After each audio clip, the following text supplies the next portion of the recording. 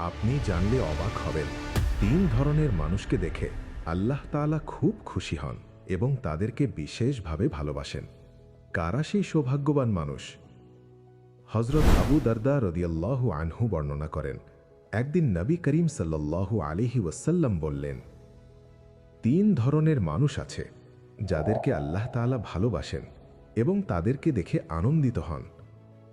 প্রথম ব্যক্তি, যে আল্লাহর সন্তুষ্টির জন্য জিহাদের ময়দানে লড়াই করছে।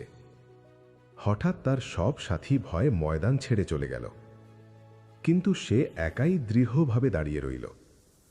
এরপর হয়তো সে শহীদ হবে অথবা আল্লাহ তাকে সাহায্য করবেন। তখন আল্লাহ তাআলা ফেরেশতাদের বলেন, দেখো আমার এই বান্দাকে, আমার সন্তুষ্টির জন্য কিভাবে সে ময়দানে অটল হয়ে দাঁড়িয়ে আছে। দ্বিতীয় ব্যক্তি, যার পাশে সুন্দরী স্ত্রী এবং আরামদায়ক নরম বিছানা রয়েছে, তবুও গভীর রাতে সে ঘুম ছেড়ে উঠে যায় শুধু তাহাজ্জুদের নামাজ পড়ে আল্লাহকে স্মরণ করার জন্য। তৃতীয় ব্যক্তি, একজন মানুষ সফরে কাফেলার সাথে আছে।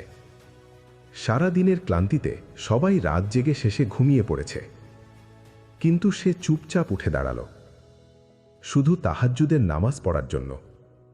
তাই চলুন আমরাও চেষ্টা করি রাতের কিছু সময় আল্লাহর জন্য জাগতে।